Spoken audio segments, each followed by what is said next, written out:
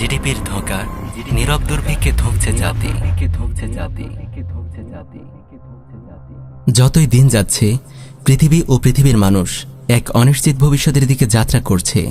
পুঁজিবাদী অর্থব্যবস্থার অভিশাপ গোটা মানব জাতিকে মুষ্টিমেয় কয়েকজন পুঁজিপতির গোলামে পরিণত করতে চলেছে।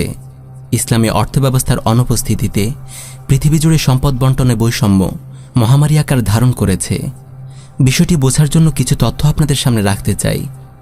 গত 7 ডিসেম্বর 2021 সালে প্রকাশিত ওয়ার্ল্ড ইন ইকুয়ালিটি ডাটাবেজ অনুসারে পৃথিবীর শীর্ষ মাত্র 1% মানুষের হাতে কুক্ষিগত আছে পৃথিবীর মোট সম্পদের 38%। শীর্ষ 10% ধনের হাতে আটকে আছে পৃথিবীর মোট সম্পদের 76%। পৃথিবীর দরিদ্র 50% মানুষের হাতে আছে পৃথিবীর মোট সম্পদের মাত্র 2%। এবার আসা যাক বাংলাদেশ প্রসঙ্গে। বাংলাদেশের মোট জাতীয় আয়ের 16.7% সম্পদ রয়েছে মাত্র 1% মানুষের হাতে। এর বিপরীতে নিচুতলার 50% মানুষের হাতে আছে 17.1% সম্পদ। অর্থাৎ দেশের শীর্ষ মাত্র 1% মানুষের হাতে যে সম্পদ রয়েছে তা নিচুতলার 50% মানুষের মোট সম্পদের সমান। আরও মারাত্মক ব্যাপার হল, সম্পদের এই অসম বণ্টনের হার দ্রুত বাড়ছে। এমনকি এই করোনা মহামারীতে এই বৈষম্য আরও বেড়েছে, ধনীরা আরও ধনী হয়েছে। প্রিয় দেশবাসী, জিডিপি বৃদ্ধির কথা বলে তাগুত সরকার পুরো দেশ ও জাতির সঙ্গে প্রতারণা করেছে। দেশের মানুষের সম্পদ তারা লুটেপুটে খেয়ে নিজেদের পেট মোটা করেছে, আর গোটা জাতিকে ঠেলে দিয়েছে নীরব এক দুর্ভিক্ষের দিকে। টিসিবির স্বল্পমূল্যের পণ্যের পেছনে ছুটন্ত মানুষগুলোকে দেখে বুক কেঁপে ওঠে। কোথায় যাচ্ছে দেশ? কেমন আছে এই দেশের দরিদ্র মানুষগুলো? প্রিয় দেশবাসী, সরকার দাবি করছে উন্নয়নের মহাসড়কে দেশ। জিডিপি প্রবৃদ্ধির প্রতারণামূলক কথা বলে তারা ধোঁকা দিচ্ছে এদেশের মানুষকে। আপনারা জানেন জিডিপি কি? আপনারা জেনে অবাক হবেন যে বাংলাদেশের তথাকথিত স্বাধীনতার 3 বছর পর 1974 সালে যে মহাদুর্ভিক্ষ হয়েছিল, যে দুর্ভিক্ষে না খেয়ে মারা গিয়েছিল এদেশের প্রায় 27,000 মানুষ, সেই দুর্ভিক্ষের বছর বাংলাদেশের জিডিপি গ্রোথ কত ছিল জানেন? দেশের ইতিহাসের সর্বোচ্চ জিডিপি গ্রোথ 9.6%। প্রিয় ভাই ও বোন, জিডিপি কখনো একটি দেশের মানুষের প্রকৃত অবস্থা তুলে ধরে না। সংক্ষেপে যদি বলি, জিডিপি মোট 4টি উপাদান নিয়ে গঠিত হয়। 1. জনগণের ব্যয়, জনগণ বিভিন্ন পণ্য ও পরিষেবা ক্রয় করতে যা খরচ করে। 2. ব্যবসায়িক বিনিয়োগ, ব্যবসায় কী পরিমাণ বিনিয়োগ করা হয়েছে। 3. সরকারের ব্যয়, সরকার কত টাকা খরচ করছে। 4. নেট রপ্তানি, রপ্তানি থেকে আমদানি বাদ দিলে নেট রপ্তানি পাওয়া যায়। এখান থেকে বোঝা যায় জিডিপির সবচেয়ে বড় ধোঁকা হলো জিডিপি হলো একটি দেশের অর্থনীতির গড় অবস্থা। এটি আপনাকে কখনো বলবে না দেশের সম্পদের বণ্টন কেমন, দেশের সম্পদ সুষমভাবে বণ্টন হচ্ছে কিনা।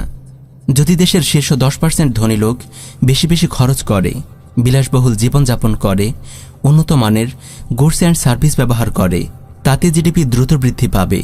যদিও দেশের বাকি 90% মানুষের ক্রয় ক্ষমতা হ্রাস পায়, যদি তারা না খেয়ে মারাও যায়। সরকার যদি দেশের অবকাঠামো নির্মাণে প্রচুর ব্যয় করে বা বিভিন্ন খাতে খরচ করে, তাহলে জিডিপি বৃদ্ধি পাবে, যদিও দেশে মানুষ না খেয়ে মারা যায়। আপনারা দেখছেন সরকার মূর্তি নির্মাণ করছে, বিভিন্ন দিবস উদযাপনের নামে জনগণের পয়সা দেদারসে অপচয় করছে, অশ্লীলতা ও বেহায়াপনার প্রচার প্রসারে অর্থ ব্যয় করছে। এছাড়া এমন আরও অনেক খাতে ব্যয় করছে যেগুলো জনগণের দিন দুনিয়ার কোনো কল্যাণ বয়ে আনছে না। এসব ব্যয়ের কারণে কিন্তু জিডিপি বৃদ্ধি পাচ্ছে। প্রিয় দেশবাসী, আশা করি আপনারা বুঝতে পেরেছেন জিডিপি বৃদ্ধির নামে কিভাবে আপনাদেরকে বোকা বানানো হয়েছে। যদি এই সুদভিত্তিক পুঁজিবাদী অর্থব্যবস্থা চলতে থাকে, তাহলে সম্পদ বণ্টনের এই বৈষম্য বাড়তে বাড়তে একদিন পুরো পৃথিবীর মানুষ মুষ্টিমেয় কয়েকজন ট্রিলিয়নার ও বিলিয়নারের গোলামে পরিণত হবে। ইতিমধ্যেই বিশ্বজুড়ে আমরা এই অবস্থা দেখতে পাচ্ছি।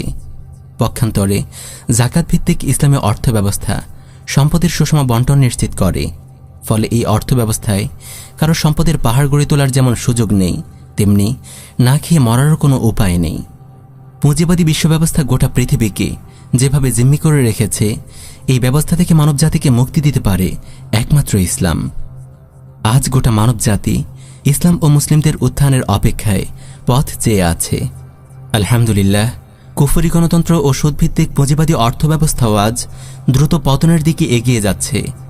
সেদিন বেশি দূরে নয় যেদিন এই কুফরি বিশ্বব্যবস্থা মুখ থুবড়ে পড়বে এবং ইসলাম তার আসমানি মহিমা নিয়ে আত্মপ্রকাশ করবে। শেষ জামানার হক বাতিলের যে মহালড়াই, তার ময়দান রচিত হওয়ার প্রক্রিয়া আজ চরম গতিতে চলছে। প্রিয় ভাই ও বোন, এই মহালড়াই সম্পর্কে আপনি সচেতন আছেন তো? প্রিয় দেশবাসী, আসন্ন দুর্ভিক্ষ সম্পর্কে সচেতন হন।